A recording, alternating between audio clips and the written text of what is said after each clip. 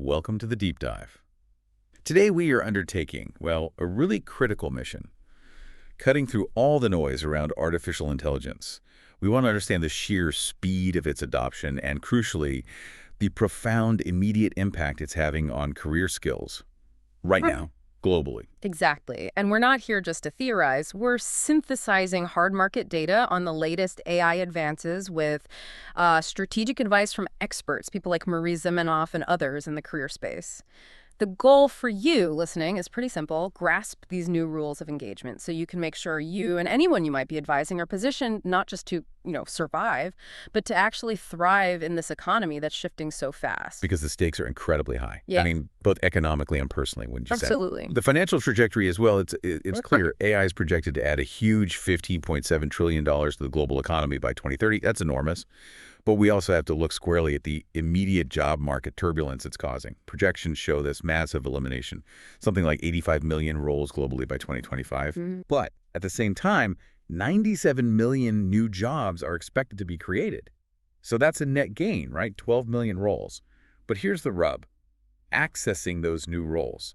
It demands proficiency in a completely new set of digital and analytical skills. And it's that demand side of the equation that's what really drives the urgency here. Okay, so let's unpack the scale of this adoption.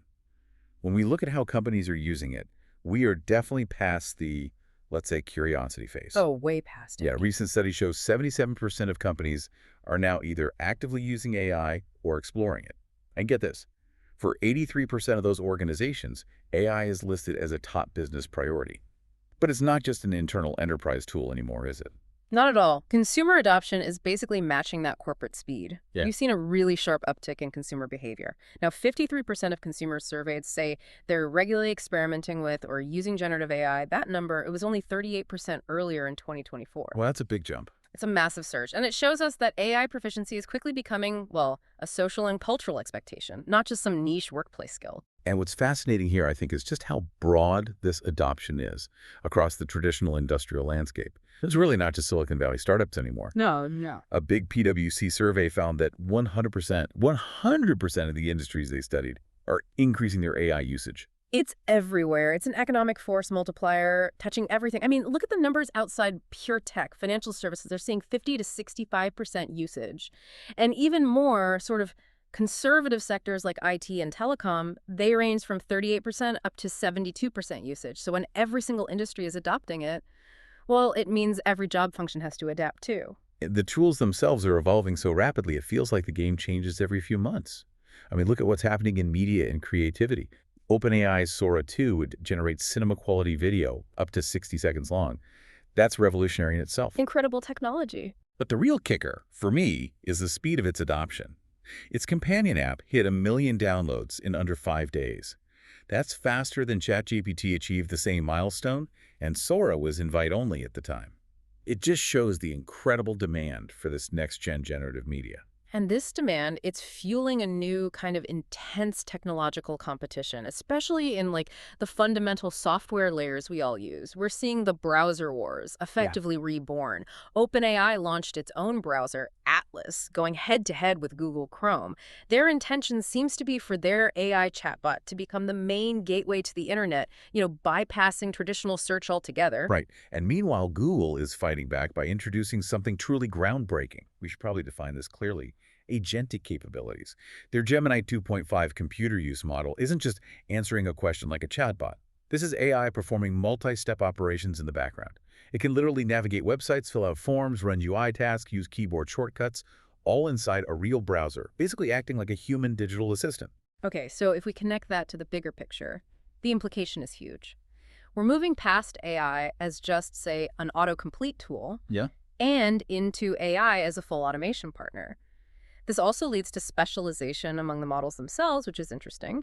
GPT-5 is maybe the strong all-arounder for reasoning and coding right now. But we also see tools like Anthropic's Claude 4.5 Sonnet specializing. It's great for refined tone, style control, making it a favorite for polished, maybe more safety-conscious writing. That specialization raises a really critical question for our listeners, I think. If the tools are becoming specialized, does a job seeker, say, in a communications role, need to become a coding expert? Or should they focus their time on really mastering the tool that directly enhances their professional output, like maybe that Claude model? Precisely. They need focused literacy. It's like Yeah. you don't need to be a mechanic to drive a car, right? Right. But you absolutely need to know how to navigate traffic efficiently and safely. The focus has got to be on applying the tool that's relevant to their industry.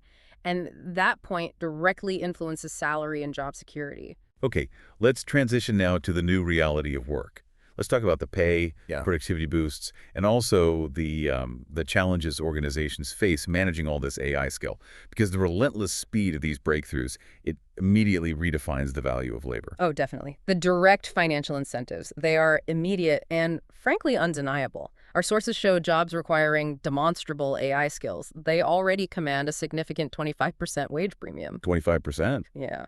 And even more striking, employees who are proficient in advanced AI commands, really knowing how to use these tools, well, they earned a remarkable 56% above their less skilled peers in 2024. The market is very, very quickly sorting and rewarding proficiency. And the organizations paying these premiums, they're getting a massive return on that investment, aren't they? Yeah. AI integration is expected to boost overall employee productivity by something like 40%. 40%, yeah. And the sectors most exposed to AI technologies, they're seeing growth in labor productivity that's 4.8 times higher than less exposed sectors. That rapid efficiency boost explains that 100% industry adoption figure we talked about earlier. It makes sense. It does. However, this rush to adoption has created a significant governance challenge. It's often referred to as shadow AI. Shadow AI. Yeah. We see this major disconnect. 58% of employees report using AI regularly. Okay, fine. But 56 to 57% admit they are hiding that usage. Or they're presenting the AI output as purely their own work. Why does that matter? I mean, beyond just basic honesty. Well, the real insight here isn't just about productivity worries. Companies are deeply concerned about legal liability, about data security, about compliance gaps. Think about it. Nearly 7 in 10 workers using generative AI on the job. They're relying on their own tools, unsanctioned tools, which means sensitive company data is often being fed into public large language models without any oversight at all. So formal, sanctioned AI training. It isn't just a nice-to-have skill anymore. It's fast becoming a verifiable security measure for the organization. That context brings us directly to the urgent mandate for career professionals, and really for job seekers everywhere. As Marie Zimenoff of Career Thought Leaders emphasizes, when 100% of industries are adopting AI, well, it transitions, doesn't it? From being an elective skill to the new baseline literacy, just as essential as knowing how to use email or, I don't know, a calculator. And that is the argument clients really need to hear. And it's backed by a statistic that, frankly, demands immediate action. Marie Zimenoff cited a Microsoft report stating that 66%, two-thirds of hiring managers, explicitly said they would not hire someone if they lacked demonstrable AI skills. 66% would not hire. Wow. Think about that. You risk being filtered out entirely right at the first stage of the hiring process if you cannot speak fluently and critically about your ability to use these tools. This statistic, it just mandates a fundamental shift in coaching philosophy then. Career service providers, they can't just use AI tools in the background anymore to streamline their own work. They have to move it out there in the open, as Marie says, to ensure the client is learning and the skills are actually transferring. Exactly right. It's not enough to just show clients the tool. We have to help them overcome that psychological barrier, the fear that they might lose control or maybe be exposed as incapable. That's why things like screen sharing are so vital. It demystifies the process. It turns the client into a co-creator, not just a passive recipient of whatever the tool spits out. And using features like link sharing, available in tools like ChatGPT and Perplexity, lets the client take over the chat thread themselves. They can continue learning hands-on even after the coaching session ends. That hands-on approach sounds like the foundation for the core three-step process you mentioned, the one that allows clients to gain a real competitive edge. The first step being understand the field. Right. This means dedicated research. Clients must look deeply into how their target industry and even specific roles within it are currently using AI. And maybe more importantly, forecast how it might be used in the next year or so. You might use a research-focused tool like Perplexity for what's happening today, and then maybe pivot to something like ChatGPT or Gemini for more forward-looking extrapolation, thinking about future use cases. Okay, so research first. Yeah. The second step is the gap analysis. Makes sense. Yeah. Based on that detailed research, the client needs to identify the precise AI skills required now, the ones that are marketable today, and also the ones they'll likely need for future roles. So, for example, a marketing specialist might need prompt engineering skills for content creation right now, while a manager might need skills around ethical AI governance and policy development looking forward.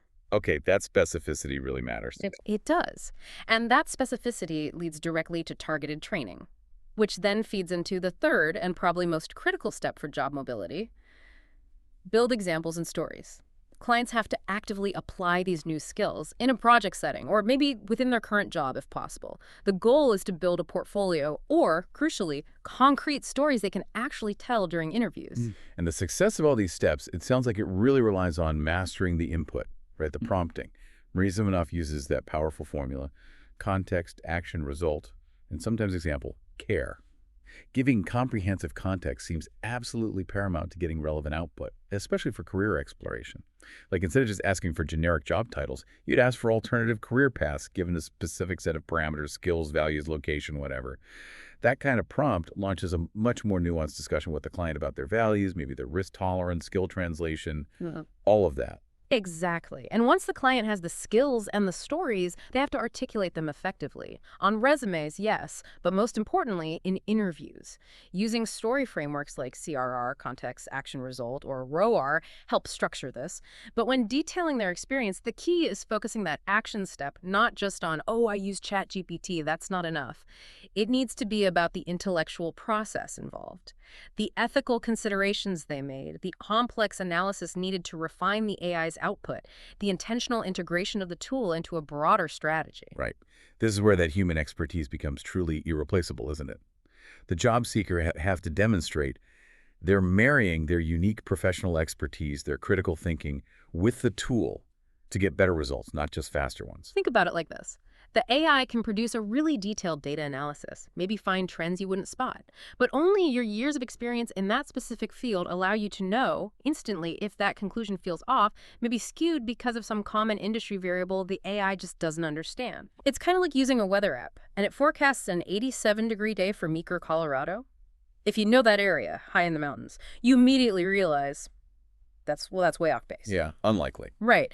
And you figure the forecast is probably meant for Meeker, Oklahoma. You use your context, your experience to correct the output. That's the key. That critical thinking overlay, Yeah. that's the real competitive advantage. Just, slapping some thoughtlessly generated content onto a resume, it just shows a lack of depth, doesn't impress anyone. But showing intentional, critical use of AI combined with years of hard-earned experience, that helps job seekers truly stand out.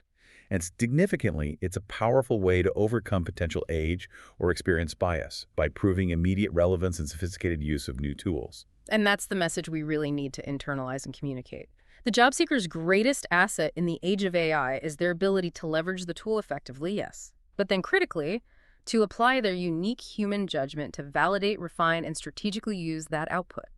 That's the differentiator. So the core message we've extracted from our deep dive today seems pretty unambiguous. AI skills aren't a specialization anymore. They're not a bonus. They are basically a prerequisite for job mobility and for accessing those higher wages across every single sector. The goal has completely shifted, hasn't it? From merely using AI to skillfully demonstrating its competent, critical, and ethical application during every phase of your career story. And this leaves us with maybe a provocative thought, something that often gets overlooked in this rush to adopt AI. Many people, particularly young adults, express fear that AI will erode creative thinking. About 61% agree with that concern, according to some polls. However, the true competitive edge in the next decade, it will belong to those who can tangibly demonstrate they are using AI to enhance, rather than replace, their critical human judgment. So the question for you is, how are you documenting the stories where your expertise proved the AI right? Or, maybe even more importantly, when your critical thinking forced you to correct its output? How are you capturing that? A compelling question to close out this deep dive. We'll catch you next time.